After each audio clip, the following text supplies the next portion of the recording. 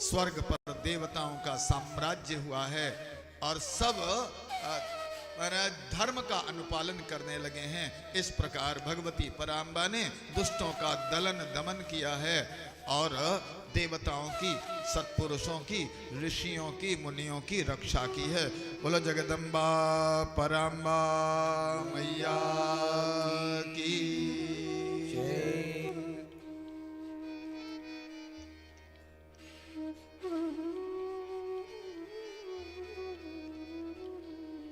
इसके पश्चात एक बड़ा सुंदर प्रसंग यहां पर आया है।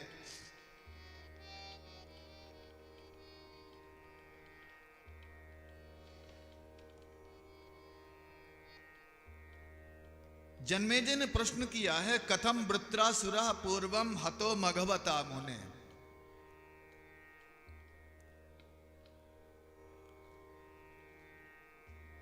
सहायम विष्णुमासाद्य क्षद्मना सात्विकेन।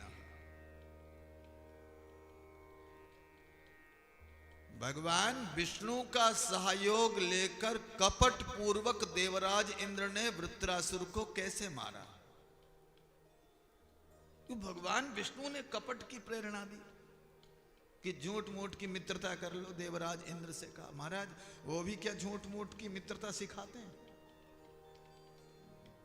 और झूठ मूठ की मित्रता करके देवराज इंद्र ने भगवान विष्णु के सहयोग से वृत्रासुर को मारा। ऐसा क्यों किया? तो इस कथा का बड़े विस्तार से छठे स्कंद के प्रारंभ में यहां श्रवण कराया है।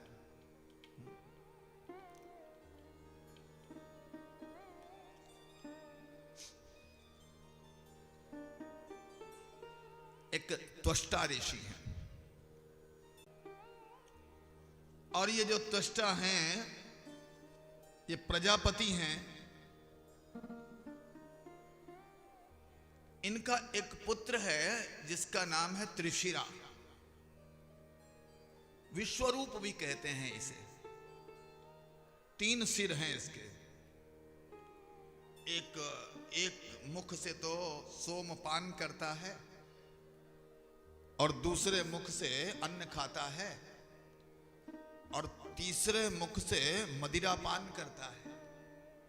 ये विश्वरूप। देखो, विश्व का रूप यही है, संसार का स्वरूप यही है कि सात्विक, राजस, तामस तीनों प्रकार के लोग होते हैं। तीनों प्रकार के लोग दुनिया में हैं महाराज, और तीनों का अपना अपने अपने स्थान पर महत्व भी है।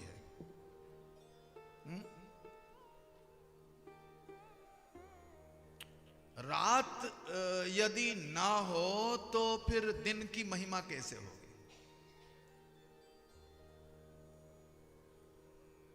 भूख ना लगी हो तो महाराज नमक रोटी भी मीठी लगती है, भूख लगी हो को। और भूख ही ना हो तो भोजन का क्या महत्व है? फिर तो औपचारिकता होगी। आपको भूख नहीं है और किसी ने कहा अरे 2 कौर खा लो, तो आप थोड़ा थोड़ा तोड़ के और उसकी भावना को रखने के लिए आप 1-2 कौर आपने थोड़े थोड़े खा लिए, लो जी हो गया भोजन।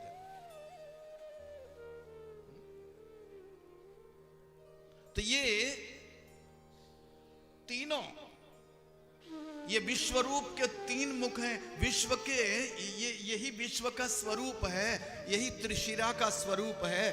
भगवती पराम्बा त्रिगुणात्मिका है और इन तीनों गुणों से विश्व का निर्माण हुआ है और इसीलिए विश्व का रूप यही है और विश्वरूप का स्वरूप यही है कि महाराज एक मुख से तो अन्न खाते हैं, एक मुख से सोमपान करते हैं और एक मुख से मदिरा पान करते हैं।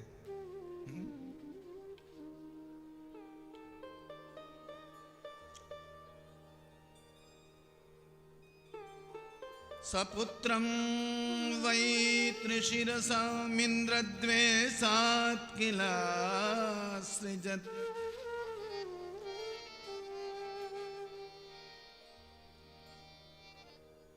ये जो पुत्र था इसकी रचना क्यों पैदा किया? बोले विश्वरूप को इसलिए उत्पन्न किया, इंद्र से किसी कारण से द्वेष हो गया था त्वष्टा का, इसलिए विश्वरूप का निर्माण किया। वेदाने के न धीते सो सुराम चैके न सो पिबत। महाराज ये विश्वरूप यज्ञ भी कराते हैं, वेद पाठ भी करते हैं अपने मुख से, और महाराज सुरा चैके न सो पिबत, और महाराज एक से मदिरा पान भी करते हैं।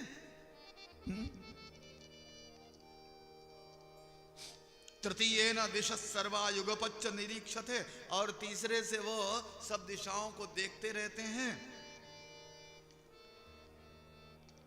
विश्वरूप ने बड़ा दुष्कर तप किया। पंचाग्नि साधनम काले पादपाग्रे निवेशनम। महाराज विश्वरूप ने अपने चारों तरफ अग्नि जलाए ली। भयंकर गर्मी में अग्नि चारों तरफ जला के और भयंकर धूप में वो बैठ जाते हैं। गर्मी में पानी नहीं पीते, निराहार आहार का त्याग कर दिया।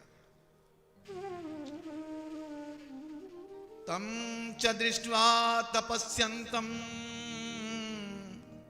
खेदमाप शचीपति। उन्हें देख के, तप में त्रिशिरा को देख के देवराज इंद्र को बड़ा कष्ट हुआ।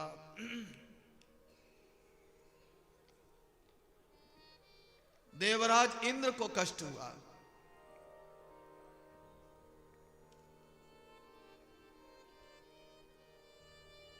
कहीं हमारा सिंहासन न छीन ले। इतना भयंकर, इतना कठोर तप कर रहा है, और इसके कठोर तप से कहीं ऐसा न हो कि हमारे साम्राज्य पर, हमारे स्वर्ग के साम्राज्य पर ये अपना अधिकार न जमा ले।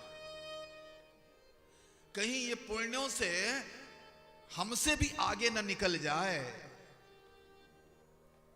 स्वर्ग में भी जलन होती है, स्वर्ग में भी ईर्ष्या होती है। इसलिए स्वर्ग को भी बहुत अच्छा नहीं माना जाता है। ये नहीं कि स्वर्ग बहुत बढ़िया है, क्योंकि वहां भी जो बड़े देवता हैं वो छोटे देवताओं को सताते हैं, आदेश देते हैं, ये काम करना, ऐसे करना, ऐसे करो, ऐसे करो। हाँ, इसलिए हमारे यहां साधना का उत्तम फल स्वर्ग नहीं है, भजन का फल स्वर्ग नहीं है। भजन का फल तो भगवती पराम्बा के चरणों की प्राप्ति है, उनके चरणों में प्रीति है, स्नेह बने, ये है भजन का उत्तम फल। स्वर्ग आदि, क्योंकि वहां भी ईर्ष्या, द्वेष, भय, वहां भी डर लगा रहता है गिरने का, कि कहीं पुण्य समाप्त हुए नहीं, कि बस ढकेल दिए गए नीचे और धरती पर गिरा दिए गए। जैसे होटल में तुमने पैसे जमा किए और धन जमा किया, और आपको बढ़िया एसी कमरा मिल गया, सुविधाएं मिलने लगी, और जैसे ही आपका वो जमा किया हुआ धन है वो जैसे ही समाप्त हुआ, तो सीधे सीधे वहां से व्यक्ति आया, जल्दी से कमरा खाली करो। और यदि आपने प्रतिवाद किया कि नहीं खाली करेंगे तो आपका हाथ पकड़ के और घसीट के आपको सड़क पर फेंक दिया जाएगा, सामान आपका एक तरफ डाल दिया जाएगा, ले जाओ। यही स्थिति स्वर्ग में होती है।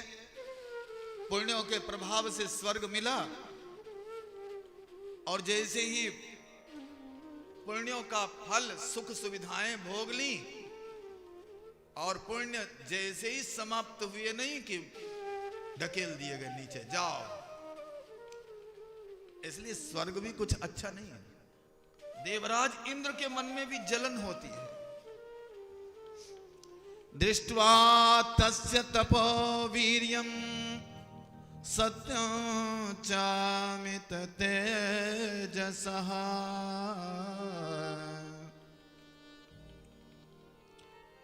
महाराज देवराज इंद्र बड़े दुखी हुए, क्या करें, कैसे इसके तप को नष्ट करें। कामदेव को बुलाया, और कामदेव ने भी प्रयास किया। उर्वशी, मेनका, रंभा, घृताची, तिलोत्तमा, ऐसी ऐसी सुंदर सुंदर अप्सराएं, और महाराज बांध के अपने पैरों में घुंघरू, और लगी नाचने और शीतल मंद सुगंध वायु बहने लगी, बेला चमेली के फूल खिल गए और कामदेव ने खूब धनुष बाण उठा उठा के अपने धनुष पर चढ़ा के बाण चलाए, हाँ, पुष्प धन्वा काम ने, लेकिन इस त्रिशिरा का वो कुछ भी बिगाड़ नहीं सका।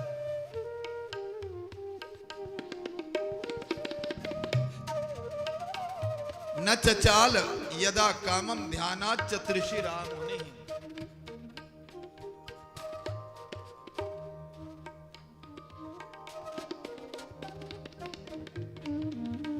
अब तो इति विचिन्त्य पविं परमायुधं प्रतिमुमोच मुनिम्